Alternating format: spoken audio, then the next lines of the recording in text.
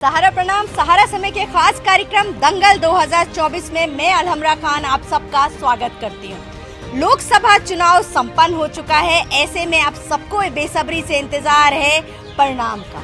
हमारे साथ वरिष्ठ पत्रकार मौजूद है और इनसे ज़्यादा शायद एक तरीके से एनालिसिस की अगर हम बात करें तो सटीक एनालिसिस कोई और नहीं कर सकता। तो सबसे पहले मैं सबका स्वागत कर देती हूँ। हमारे साथ प्रमोद गोस्वामी जी हैं, नवलकांत सिन्हा जी हैं, मनमोहन जी हैं और सैयद कासिम जी हैं। सबसे बड़ी चीज़ ये है कि इस चुनाव में इतनी भीषण गर्मी में ये जो चुनाव कराया गया, तो चुनावी गर्मी तो है ही, साथ ही साथ सियासत का पारा भी चढ़ा हुआ है। गोस्वामी जी, आप ये बताइए कि आपको क्या लग रहा है 2014, 2019 और 2024 के चुनाव में क्या अंतर है? 2014 और 19 से बिल्कुल इतर चुनाव ये देखने को मिल रहा है। अगर उसको देखा जाए तो जो एक राजनीतिक समीकरण थे वो भी बिगड़े हुए हैं। दूसरी जो सबसे बड़ी बात ये है कि मुझे लगता है कि जो भारतीय जनता पार्टी की जो एक विश्वसनीयता थी, या जो 14 में उसके बाद 19 में जो उन्होंने अपने वादे किए, जो जन सरोकारों के वादे थे, वो कहीं ना कहीं वो एक आलोचना का विषय बने रहे। और इस चुनाव में मुद्दा भारतीय जनता पार्टी ने जन सरोकारों के मुद्दे पर कोई बात ही नहीं रखी। इसके अलावा वो कहीं मंगलसूत्र की बात करते रहे, कहीं मुजरे की बात करते रहे, कहीं कुछ करते रहे, वो एक बात रही। दूसरी अगर एक महत्वपूर्ण देखा जाए कि अगर 14 और 19 में विपक्ष बिखरा हुआ था, पूरे एक देश के परिप्रेक्ष्य में देखें, न केवल उत्तर प्रदेश के, वो कहीं ना कहीं वो कंसोलिडेट हुआ, कहीं ना कहीं जुड़ा। वो भारतीय जनता पार्टी को जो उसको एडवांटेज था, वो उसके एडवांटेज नहीं रहा। मतलब 14 में और 19 में नहीं जुड़ाव था इनका? नहीं, बिल्कुल नहीं था। सब विपक्ष अलग लग रहा था। अगर आप 14 में देखें तो वो भी अलग था और 19 में भी अलग था।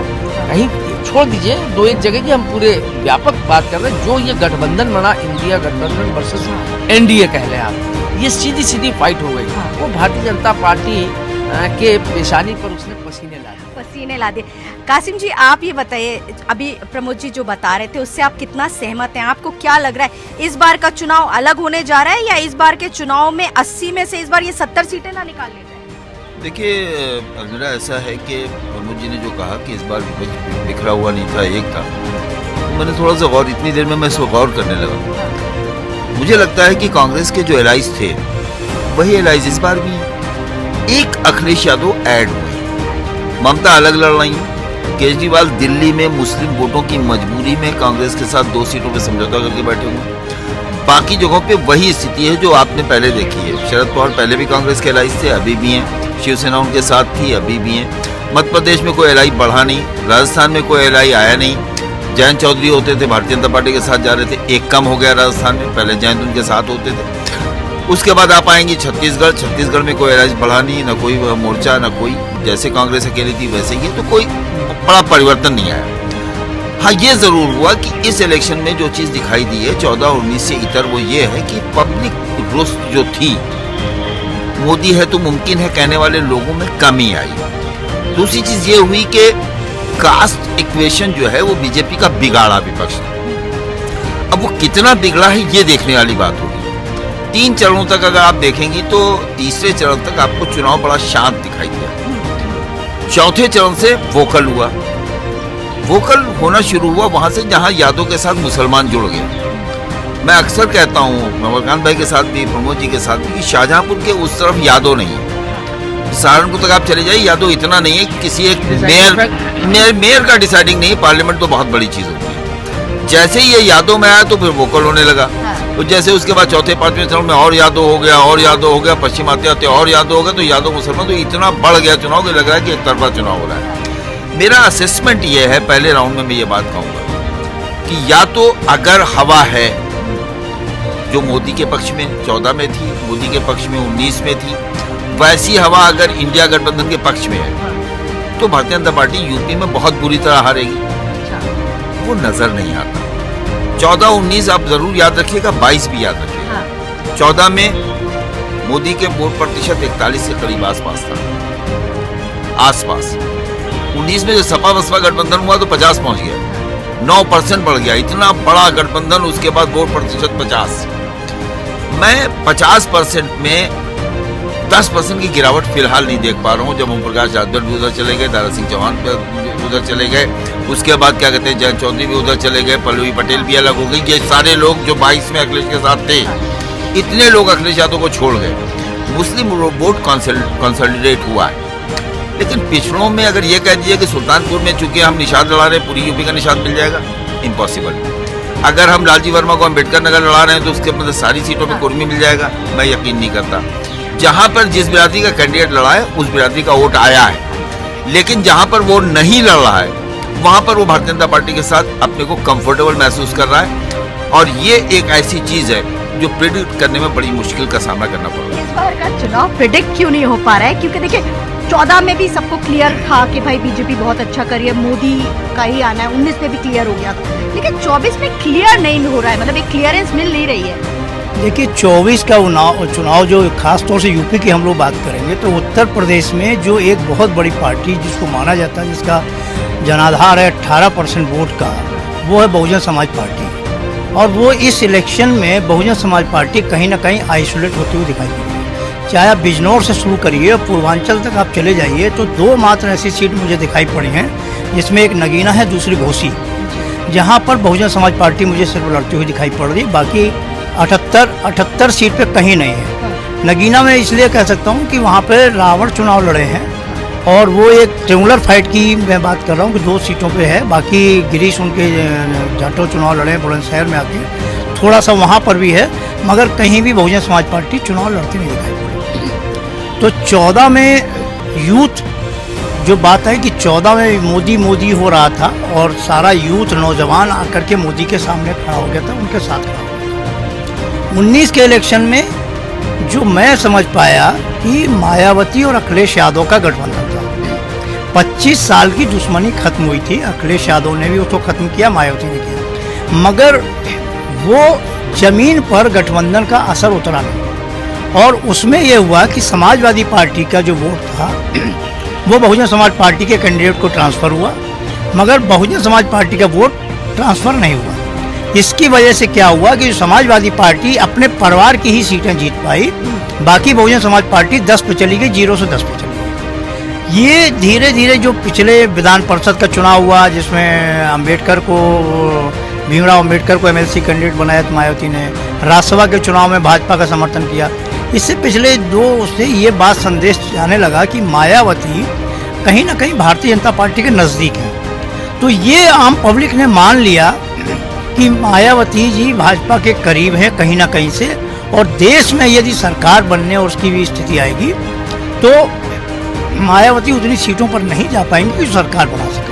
बिल्कुल नवल जी, मेरा सवाल सबसे पहला यही है कि देखिए 14-19 का चुनाव अलग था, 24 का चुनाव बिल्कुल अलग है इस बार, क्योंकि हम लोगों ने भी कई जगह पे जाके कवरेज किया, आप भी गए होंगे। आपको क्या लग रहा है जनता 24 के चुनाव को किस तरीके से ले रही है और देख रही है? देखिए हर चुनाव एकदम नया चुनाव होता है। हम लोग जो चर्चा करते हैं ना कि हवा, तो हवा 2 तरह की होती है। एक होता है कि किसी को लाना है, जैसे कि 14 में हुआ कि नरेंद्र मोदी को लाना है। एक हवा होती है कि इनको हटाना है, जैसे कि 77 के चुनाव में हुआ था कि इंदिरा गांधी को हटाना है। ये 2 तरह की हवा थे। तीसरी एक हवा वो होती है जो भावुक हो जाता है आदमी किसी के प्रति, जो राजीव गांधी चुनाव जीते थे, जो इंदिरा गांधी की हत्या के बाद, तो वो था एक इमोशनल अटैचमेंट था। अब हमको ये कैलकुलेट करना है कि ये चुनाव है किस तरह का और कितने आंकड़े, क्योंकि पूरे देश का चुनाव है। तो आप एकदम सरल भाषा में आपसे कहें कि जैसे उत्तर प्रदेश की बात कीजिए, तो यहाँ पे हम मान लेते हैं फर्स्ट हैंड, अभी खत्म ही हुआ चुनाव, फर्स्ट हैंड खाली मान लीजिए कि यूपी में सीटें कम हो रही हैं बीजेपी की, है ना।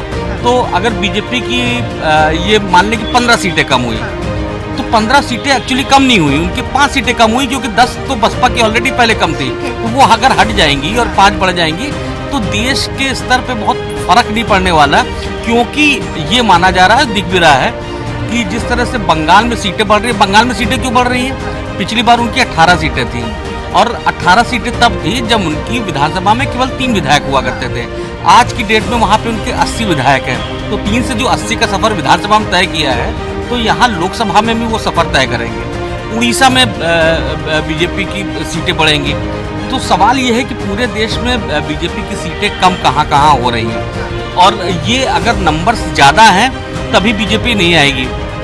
बाकी उत्तर प्रदेश की बात जो हम लोग कर रहे हैं, इसमें हम लोग को कैलकुलेट करना, जैसे हम लोग पहले 3 फेज में बहुत हल्ला हुआ कि पोलिंग बहुत कम हुई है, कहीं 3% फर्स्ट फेज में कम हुई, उसके बाद 1.5-2 उस तरह के कम होती रही। लेकिन आप परसेंटेज में तो कम हो रही है, लेकिन आप अगर वोटों के नंबर्स में देखेंगे तो उन 3 फेज में 1.5 करोड़ से ज़्यादा वोट पड़े हैं। अब 1.5 करोड़ जो ज़्यादा वोट पड़े होंगे, वो संभवतः वो वोट होंगे जो 5 साल में 18 साल के हो गए और उनका मतदाता पहचान बंद हो गई, मतदाता सूची में नाम है, वही लड़के होंगे। अब देखिए, इस पे हम लोग कभी नहीं जाते, हम लोग जो हल्ला होता है उस पर ज़्यादा देते हैं। नरेंद्र मोदी जो काम करते हैं जो पिछले 9-10 साल से जो करते आए, कि वो जब एग्ज़ाम होता है उसमें बच्चों से बात करते हैं कि नहीं, अगर आप ज़्यादा नहीं पढ़ पा रहे तो उसके लिए परेशान ना होइए, और उनकी समस्याओं को डिस्कस करते हैं। और बच्चे ही नहीं, माँ बाप भी कहते हैं अरे सुनो, कुछ ना कुछ अच्छा ही निकलेगी, कोई बात है ना। वो जो सुनवाते हैं, वो एक कनेक्शन, जो लड़का 10 साल 11 साल का था, उससे मोदी ने उसी समय कनेक्शन जोड़ लिया। उससे ना राहुल गांधी ने जोड़ा, मन की बात तो अलग होगी, उससे ग्रामीणों से कनेक्ट किया, उससे उनसे कनेक्ट जो है राहुल गांधी भी नहीं हुए, उससे विपक्ष का कोई भी नेता कनेक्ट नहीं हो रहा है। उससे वो नरेंद्र मोदी को जानते हैं, और वो पॉलिटिकल नहीं है, उनका इंटरेस्ट ही नहीं है पॉलिटिक्स में, तो वो केवल नरेंद्र मोदी को सुनते आ रहे, तो कहीं ना कहीं पॉजिटिव छवि नरेंद्र मोदी की बनी है। कि नवल जी, आपको नहीं लगता राहुल गांधी का बहुत बड़ा इमेज मेकओवर हुआ है इस चुनाव में? क्योंकि जहां गांव हम गए, लोगों से हमने बात की, हमने 2014 में देखा था राहुल का वो एक लार्जर देन पिक्चर, ना 19 में देखी, लेकिन 24 में हमने ये पिक्चर देखी है राहुल की। देखिए, अभी तो ये 3 दिन बाद पता चलेगा कि कितना मेकओवर, कितना चीज़ों को एस्टेब्लिश किया है। समस्या ये है कि जिसकी बात सब लोग यही बात कर रहे हैं कि आखिर जो कनेक्शन था, जो लोगों को जोड़ने की बात थी, जैसे आम आदमी पार्टी है, अब आप दिल्ली में उससे समझौता करके लड़ रहे, पंजाब में वो अलग लड़ रहे हैं। इस तरह के जो गठबंधन है, बेमेल गठबंधन, एक जो मैसेज जाना चाहिए था विपक्ष से कि निश्चित रूप से बहुत सारी बीजेपी की वजह से परेशानी है, बेरोजगारी और तमाम मुद्दे हैं, उनको एड्रेस करने के लिए सब लोग को दिल से आना चाहिए था, आगे बढ़कर जुड़ना चाहिए था। हम कुछ ऐसी अहम सीटों की बात करते हैं, जैसे मेरठ हो गया, अलीगढ़ हो गया, बुलंदशहर हो गया, श्रावस्ती हो गया, आपको क्या लग रहा है कुछ ऐसी अहम सीटें हैं जहां पर बीजेपी का जो गढ़ रहा है, वहां पे बीजेपी इस वक्त वीक दिख रही है? चुनाव परिणाम 4 तारीख को आने, लेकिन कहीं ना कहीं अगर ओवरऑल एनालिसिस करें तो आपको क्या लग रहा है कि कुछ सीटें बीजेपी हार रही है अपने आप? जैसे मेरठ सीट की अगर हम बात करें, भाई उन्होंने राम के रूप के अरुण गोविल को खड़ा कर दिया था, ऐसे में अरुण गोविल ने जो जिस तरीके से कटाक्ष करे और वार किया, उन्होंने कहीं ना कहीं डैमेज करने की कोशिश करी। आप सोचिए, उन्होंने कह दिया, उन्होंने आरक्षण पे बात कर दी, इस पे ही विवाद हो गया। नहीं, ये खाली अलमरा यही खाली न ले लो, आप मेरठ ले लो, मुजफ्फरनगर ले लो, मुरादाबाद ले लो, रामपुर ले लो, अलीगढ़ ले लो, आपका फिरोजाबाद ले लो, कन्नौज ले लो, ये सारी सीटें तो भाजपा के पास थी। हाँ, बिल्कुल थी। मतलब अगर आप देखें तो ये आजमगढ़ ले लो, तो ये सारी सीटें तो भाजपा के पास थी। बिल्कुल, ऐसा तो नहीं है कि कहीं ये सारी सीटें कहीं ना कहीं ऐसी जो वहाँ की रिपोर्ट्स आ रही है, वो सीधी सीधी नजर आ रहा है कि इसमें भारतीय जनता पार्टी हार रही है। ऐसा अब रिजल्ट क्या होंगे ये तो चार को पता लगेगा।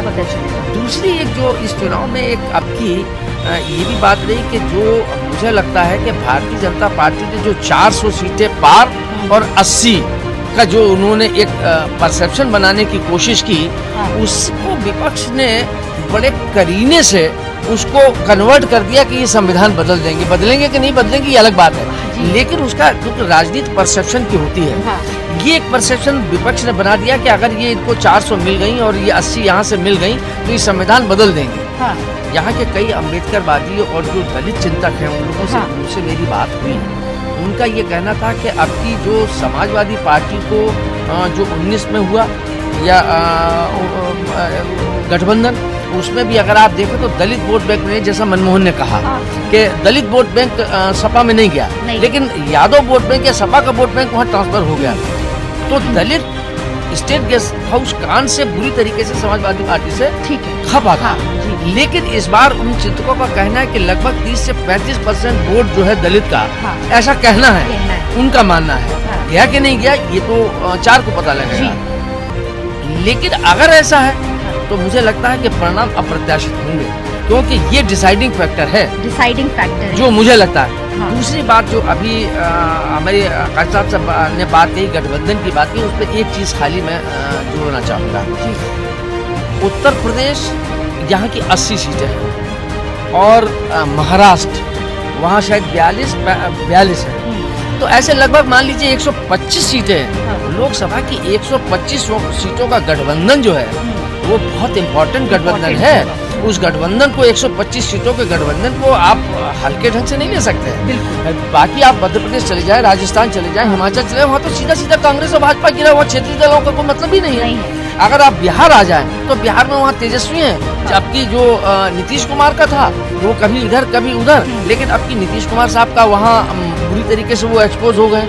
ऐसा कहा जा रहा है, वहाँ की जो रिपोर्ट्स आ रही हैं कि नीतीश कुमार का जो अपना वोट बैंक है कुर्मी, वो कहीं ना कहीं इस बात से आहत है, तो वो भी कहीं ना कहीं ये बढ़ रहा है या शिफ्ट हो रहा है या कम हो रहा है। तो ये सारी चीजें, मेरा गठबंधन से आशय सिर्फ ये है कि ये पूरे प्रदेश में जो जिस ढंग से भारतीय जनता पार्टी के खिलाफ एक जो लामबंदी हुई है, वो चाहे गठबंधन के रूप में हुई हो और चाहे बगैर गठबंधन के रूप में हुई हो, उसका कहीं ना कहीं नुकसान भारतीय जनता पार्टी को हो रहा है, ऐसा मुझे लगता है। कासिम भाई, आप क्योंकि दलित राजनीति को बहुत अच्छी तरीके से समझते हैं, आप बसपा भी बहुत लंबे समय से कवर कर रहे हैं, आपको क्या लग रहा है जो ओबीसी और दलित वोट बैंक है वो जिस ओर जाएगा वो कहीं ना कहीं विनिंग फैक्टर डिसाइड करेगा? बिल्कुल सही कह रहे हैं प्रमोद जी ने कहा। एक ये चीज़ 2019 के इलेक्शन के बाद से ही शुरू हो गई।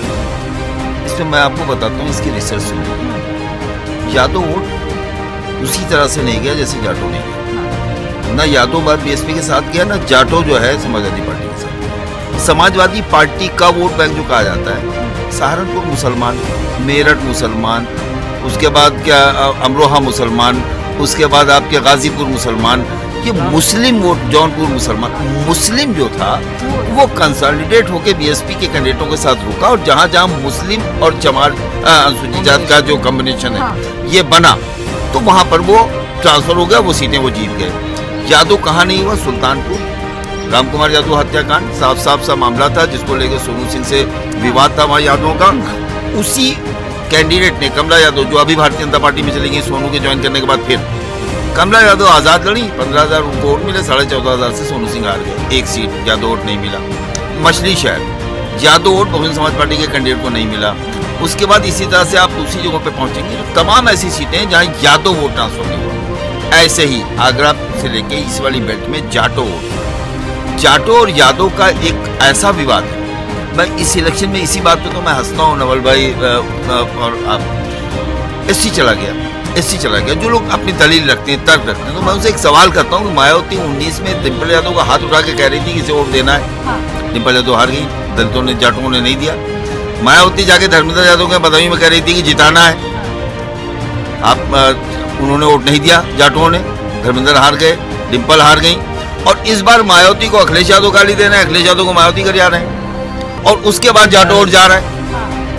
कहाँ की बातें कर रहे हैं? मायावती गई कहाँ? मायावती इस पूरे चुनाव में कहीं नहीं दिखी। देखिए, नहीं मुझे मायावती का लोन पॉलिटिशियन, अखिलेश और राहुल गांधी से ज्यादा रैलियां मायावती ने यूपी में की। नवल जी, आप इससे आप ये मानते हैं मायावती आपको कहाँ दिखी? आप देखिए, मायावती की पॉलिटिक्स एकदम अलग है, और मायावती निश्चित रूप से जिस तरह से एड्रेस करती थी उसी तरह एड्रेस करती नहीं, बल्कि आकाश की जो रैलियां थी, आकाश का जो पद था उसको हटाया, और मायावती को लिखा कि आकाश से काम नहीं बनेगा, और वो जिस तरह के बयान कर रहे थे वो मुसीबत पैदा करेंगे। तो मायावती खुद निकली। मायावती की पहचान, मायावती की पहचान जो रथ यात्रा होती है और इस तरह के जो रोड शो होते हैं उससे है नहीं। 19 में समाजवादी पार्टी ने मिलकर के चुनाव लड़ा था, 10 सीटें लेकर आई। वही मैंने पहले भी बोला था, कासिम जी बात कह रहे हैं, वे सब हो सकता है। देखिए, उस चुनाव में मुस्लिम इंटैक्ट हुआ था, मान लीजिए सपोज करिए बहुजन समाज पार्टी के पास, जैसे कासिम जी, मगर इस चुनाव में 2024 के चुनाव में कांग्रेस से गठबंधन या समाजवादी पार्टी का नहीं होता तो फिर बहुत दिक्कत पैदा होती, क्योंकि इस इलेक्शन में मुस्लिम गठबंधन के साथ इंटैक्ट हुआ है। और 28 सीटें मेरी समझ से आता है पश्चिम से लेकर पूर्वांचल तक जो मुस्लिम डोमिनेटेड सीट हैं, जहां मुस्लिम वोट जो है इफेक्ट डालता है। इस चुनाव में सबसे बड़ी जो चीज हुई है वो नैरेटिव विपक्ष तय करने में, अपनी पिच पे खिलाने भारतीय जनता पार्टी तय, जिसमें आरक्षण और संविधान संशोधन ये बड़ा मुद्दा बना है। और आरक्षण हमारा खत्म कर देंगे, इससे पिछड़ी जाति और दलितों का गया, और संविधान हमारा खत्म कर देंगे, इस बात को लेकर दलितों ने उसको अपने उसमें अहम से जोड़ लिया है। और शायद यही वजह है कि जैसा कि एक बड़ी तादाद में मैं आपको बता रहा हूँ कि 2022 में जो दलित भारतीय जनता पार्टी के साथ चला गया था लाभ लेने के लिए कि हमको मकान मिल गया, राशन मिल गया, वो संविधान बचाने के लिए इस चुनाव में जो बात चर्चा आ रही है वो कहीं ना कहीं समाजवादी पार्टी और कांग्रेस गठबंधन से जुड़ा है। बड़ा टर्निंग पॉइंट है गोस्वामी जी कि जो बात आ रही है, आरक्षण बचाओ वाली बात आ रही थी, है ना, संविधान बचाओ वाली बात आ रही थी। दलित जो वोटर है, क्योंकि मैं जब आजमगढ़ गई, मैंने बहुत लोगों से बात किया, इंटरैक्ट किया, वो कहीं ना कहीं संविधान, वो कहते हैं बाबा साहब का संविधान, तो उससे जुड़ा हुआ है। इसमें प्रमोद जी के अलावा मैं एक चीज ऐड करूँ, प्रमोद जी पूरा जवाब देंगे। मजाकन में एक बात बताऊँ, शेड्यूल कास्ट में सबसे अवेयर कोई कौम अगर है आरक्षण को लेकर, अपने संविधान को लेकर, अपने SC/ST एक्ट को लेकर, तो वो जाटो अनुसूचित जाति। ना इतना खटीक इसमें एक्टिव है, ना इसमें पासी एक्टिव है, ना अनुसूचित जात में आपको वाल्मीकि इसमें एक्टिव मिलेगा। और उसका कहना है कि अखिलेश यादव ने रिजर्वेशन में प्रमोशन बिल फाड़ा, नंबर 1 समाजवादी पार्टी ने। नंबर 2 जो हमारा आरक्षण में ठेका था, ठेके में आरक्षण समाजवादी पार्टी ने खत्म किया। यूपी के जितने जिले मायावती ने बनाए थे महापुरुषों के नाम से, सारे जिले अखिलेश यादव ने खत्म करके उनके नाम बदल दिए। जितने जिले, शाहू जी महाराज, हद यह है कि मेडिकल कॉलेज का नाम KGMU से शाहू जी महाराज मूर्ति बड़ी लगी हुई देख लें, वो मायावती ने रखा, उसका नाम भी KGMU कर दिया। और इसको फखरिया अखिलेश यादव बयान करते हैं। मैं आपको बताऊं बड़ी जिम्मेदारी के साथ, जैसे आपने नगीना की बात की, मैं थोड़ा सा करेक्ट कर दूं, हो सकता है आप चूंकि इधर के उधर की ना जानते। नगीना रिजर्व सीटों में इकलौती सीट है जहाँ 50+ मुस्लिम है, 20- SC है। वहाँ 20% से कम शेड्यूल कास्ट है, 50% ज्यादा मुसलमान है। इसलिए वहाँ BSP लड़ाई में है ही नहीं। वहाँ चंद्रशेखर को मुसलमान लड़ा रहा है, चंद्रशेखर को मुस्लिम लड़ा रहा है, मुस्लिम लड़ा रहा है। शेड्यूल कास्ट वहाँ 20% है, मुस्लिम 50+ है। मजबूत दावेदार है, इसीलिए कि वो उसको मुस्लिम लड़ा, वो SC एटो का खेल ही नहीं। उसको लोग नगीना को SC से जोड़ते हैं।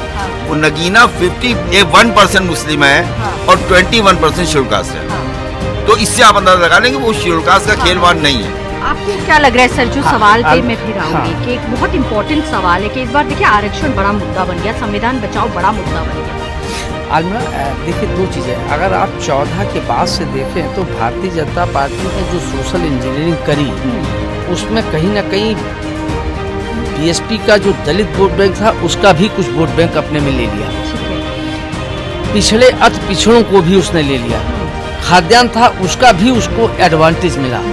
लेकिन जो ये आरक्षण का मुद्दा जो आपने कहा, आरक्षण का मुद्दा और ये संविधान का मुद्दा, जैसा भी कासिम साहब ने कहा कि ये सारी चीज़ें समाजवादी पार्टी ने, चाहे गेस्ट हाउस कांड हो, जोड़ रहा हूँ, और चाहे वो KGMU का नाम बदलने का हो, चाहे जिलों का नाम बदलने के बाद भी तो नाराजगी के उनके लिए बाबा साहब का संविधान, इन सारी चीजें बहुत छोटी चीज है, वो बहुत बड़ी चीज है। मुझे लगता है वही आधार है और यही लॉजिक उन चिंतकों का कहना है कि दलित समाज के लिए बाबा साहब से ऊपर कोई चीज है, न गेस्ट हाउस कांड है, न वो है, जो वो बाबा साहब को अपना आइकॉन मानते हैं। तो अगर बाबा साहब का संविधान बदल जाएगा तो हमारी पहचान बदल जाएगी। तो अपनी इस पहचान के लिए आपकी जो भाजपा के में कुछ वोट बैंक जाता भी था वो रुका, और बाकी जो बसपा में चला जाता, जो त्रिकोणीय संघर्ष की जो स्थिति बन रही थी कि बसपा खड़ी है, इधर इंडिया गठबंधन, उधर NDA, तो जो उसका लाभ मिले कि दलित वोट बैंक अगर बसपा में चला जाए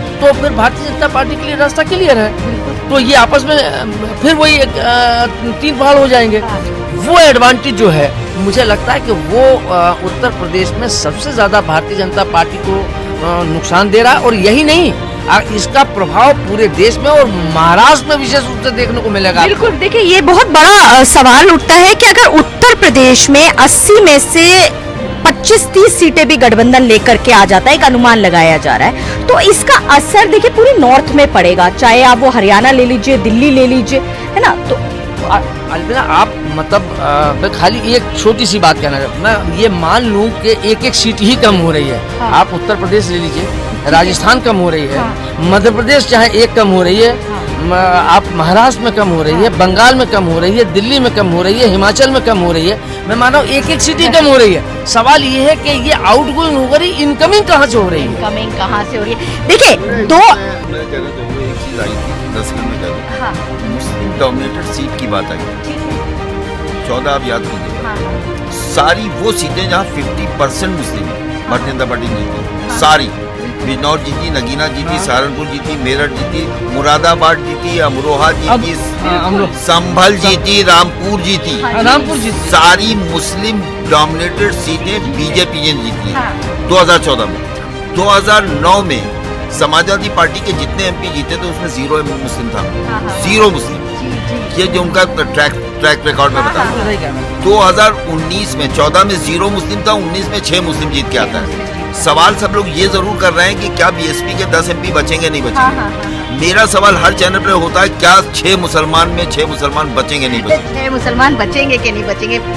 नहीं देखिए, मगर जो 19 का चुनाव और 24 का चुनाव, ये बहुत फर्क का सवाल है। क्योंकि मैं फिर ये कहूँगा कासिम साहब की बात को जोड़ते हुए कि 2019 में ट्रेंगुलर फाइट थी, जैसा प्रमोद जी कह रहे थे।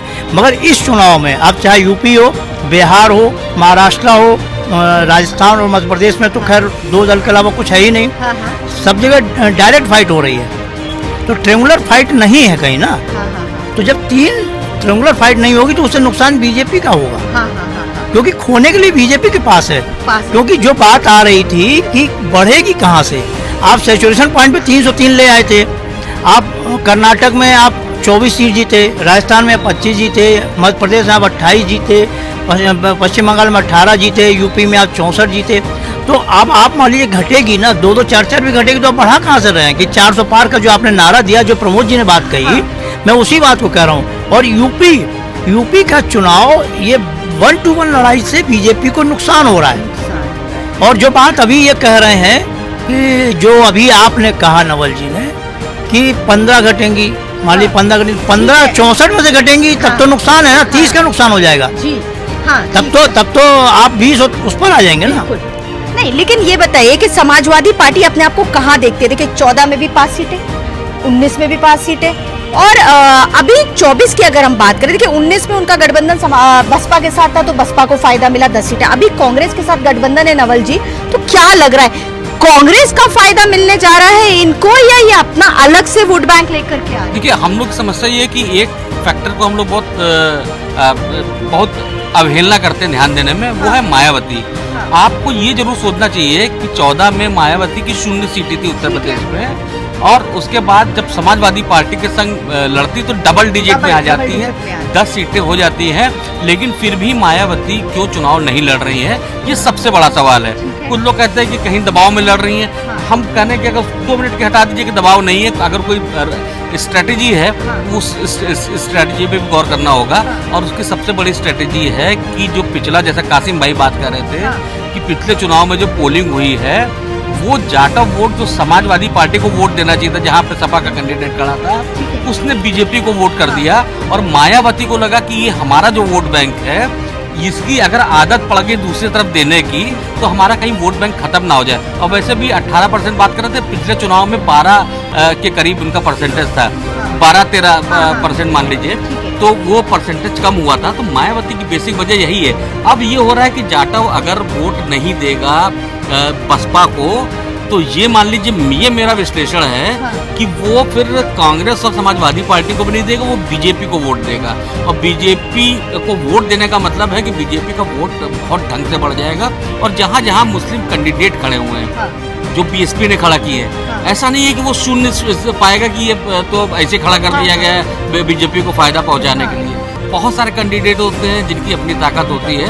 और आप लोगों ने आजमगढ़ का पिछला जो उपचुनाव हुआ था उसमें देखा ही है, गुड्डू जमाली ने किस तरह से वोट हासिल किए थे। तो मायावती भी किसी अगर मुस्लिम को दे रही है, किसी भी को भी देती है, तो वो बहुत सोच समझ के नाप तोल के देती है। और ये माना जाता है कि जो बसपा में लड़ता है उसको कुछ ज़्यादा पैसा खर्चा करना होता है। तो जो कुछ ज़्यादा पैसा लगा रहा है वो हवा में नहीं लगाता, वो कुछ ना कुछ हासिल करता है। तो इस फैक्टर को हम लोग को ध्यान में रखना होगा, तभी हम ढंग से विश्लेषण कर पाएंगे। कांग्रेस एक ही सीट लेकर के आई थी 2019 के चुनाव में। इस बार रायबरेली, अमेठी बहुत अहम सीटें हैं, और खास तौर से अगर हम रायबरेली सीट की बात करें या राहुल गांधी वहाँ पे कंटेस्ट कर रहे हैं, बहुत आलोचना भी की गई प्रमोद जी उनके लिए, लेकिन अमेठी सीट पर लोग कह रहे हैं कि अमेठी सीट पर बहुत तगड़ी फाइट है। अनुराग, मुझे ये दोनों सीटों पर मुझे लगता है रायबरेली की लड़ाई जो है राहुल जी की, हाँ। वो इस बात की है कि वो 2014 में सोनिया जी जो 3 लाख प्लस से जीती थी, हाँ। उससे ज़्यादा जीतते हैं या कम रह जाते हैं। अच्छा। वहाँ कोई लड़ाई मुझे नज़र नहीं आती है। हाँ। जहाँ तक अमेठी की बात है, हाँ। वहाँ बहुत शानदार लड़ाई है और के.एल. शर्मा वहाँ टेस्ट पे है। अच्छा, आपको क्या लग रहा है? मुझे के.एल. शर्मा बहुत ज़्यादा आगे दिखाई दे रहे हैं। अच्छा। और मैं पिछली राहुल गांधी की हार की वजह भी बीएसपी को मानता हूँ। मैंने कहा ना, मैं 91 से बहुजन समाज पार्टी को पढ़ रहा हूँ। बीएसपी वहाँ हमेशा लड़ती रही, काशीराम भी वहाँ से लड़े।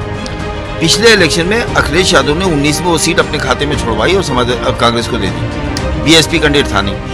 आप बस मुझे एक संक्षेप में ये बता दीजिए, क्या लग रहा है अमेठी रायबरेली सीटें कहाँ जा रही है? दोनों कांग्रेस को लग रही है मुझे तो स्पष्ट तौर से, क्योंकि स्मृति ईरानी का जो व्यवहार है, वो व्यवहार भी कहीं ना कहीं उनके इसमें व्यवधान पैदा करता हुआ नजर आया। और के.एल. शर्मा 40 साल से अमेठी में काम करते रहे, और प्रियंका ने जिस तरीके से वहां पर जाकर के जम करके काम किया है, क्या प्रियंका के नाम पे वोट है? वो गांधी परिवार के नाम पर वोट है। देखिए, रायबरेली की सीट तो जैसा प्रमोद जी ने कहा कि रायबरेली की सीट जो है वो वहाँ पे मार्जिन है कि अगर सोनिया गांधी से ज़्यादा वोटों जीतते हैं तो माना जाएगा। अमेठी की बात में मैं सबसे डिफर कर रहा हूँ, क्योंकि मुझे वहाँ पे के.एल. शर्मा की लड़ाई नहीं दिख रही है, मुझको स्मृति ईरानी को हराने की लड़ाई दिख रही है, और वो सबसे बड़ी चुनौती है।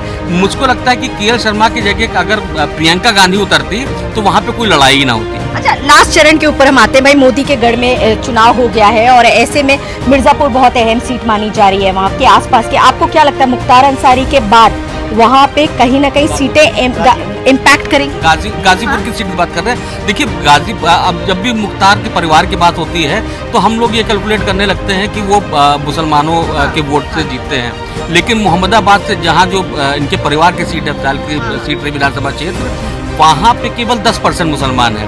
तो उनके परिवार ने या मुख्तार अंसारी के परिवार ने, अब्दाल ने वहाँ पे राजनीतिक रूप से बहुत तगड़ी पकड़ बना रखी है। और वहाँ के जो समीकरण हैं, जब भी मनोज सिन्हा 1-2 बार जीते हैं, वो समझ लीजिए कि उनके खिलाफ विरोध में लोग खड़े हुए और कुछ पक्ष पे जो बैलेंस होता है जातियों का समीकरण, उसी में जीते थे। अनुप्रिया पटेल का क्या हुआ?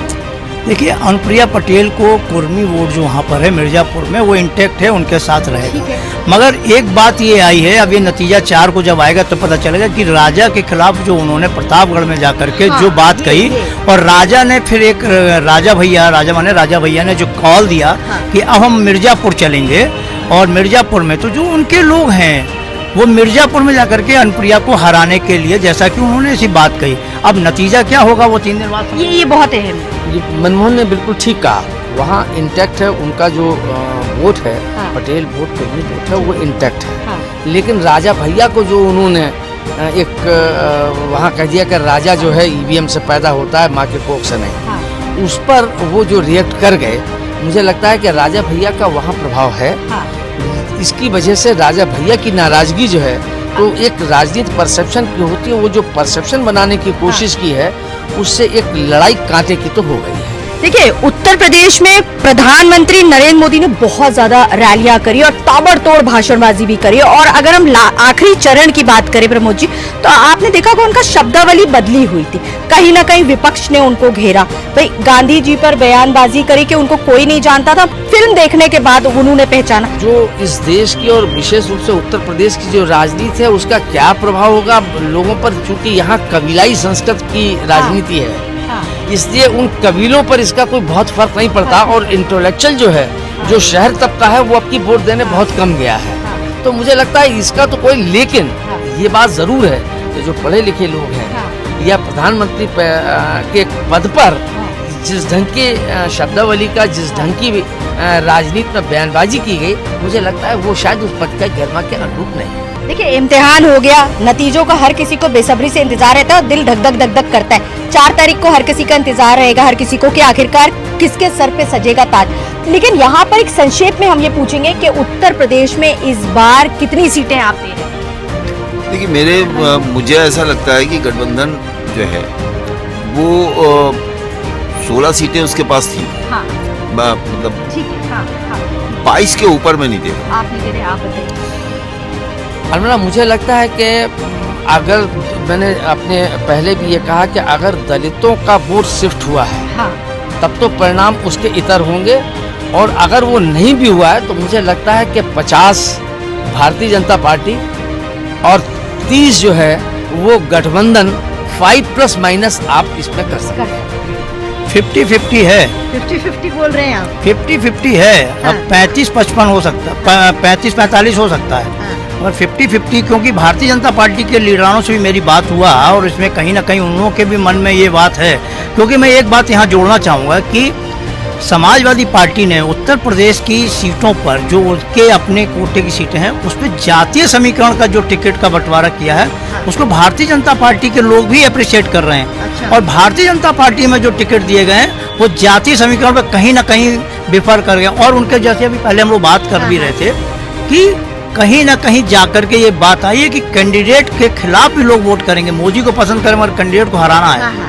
और दूसरा जो अभी प्रमोद जी ने कहा कि बात शब्दों पर गई है, अब प्रधानमंत्री जी के मुंह से ये शब्द निकलना कि कांग्रेस की सरकार आ गई तो राम मंदिर में बुलडोजर चल जाएगा, ये मतलब एक हास्यास्पद बात कि आप इस तरह की बात कर रहे हैं, उसको पब्लिक ने हंसी में उड़ा दिया।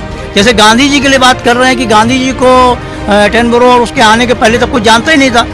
मतलब एक महात्मा गांधी को कोई नहीं जानता इस देश में, तो फिर तो नवल जी कितनी सीटें दे रहे हैं? देखिए परिणाम तो 4 को 12 बजे तक क्लियर होगा, लेकिन आपने पूछा तो क्लियर कट बता रहा हूँ, बिना इफ बटके अगर मगर बहुत सारे हैं उसमें, लेकिन फिर भी आपने पूछा तो मैं बता ही देता हूँ, 65 के ऊपर आ रही है।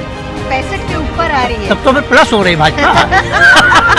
देखिए बहुत अच्छा एक तरीके से एनालिसिस है। देखिए पिटारा खुलेगा 4 तारीख को, और पिटारा जब खुलेगा तभी पता चल पाएगा कि आखिरकार किस ओर हवा चली है और किसके सर पे सजने वाला है ताज। लेकिन कहा यह जा रहा है कि दिल्ली का रास्ता उत्तर प्रदेश से होकर के जाता है। फिलहाल इंतजार करेंगे 4 तारीख का, क्योंकि हर किसी को बेसब्री से इंतजार है, और देखते हैं ये एनालिसिस कितना सटीक बैठता है। सहारा समय के लिए लखनऊ से कैमरामैन रजनीश कुमार के साथ अलहमरा खान, सहारा प्रणाम।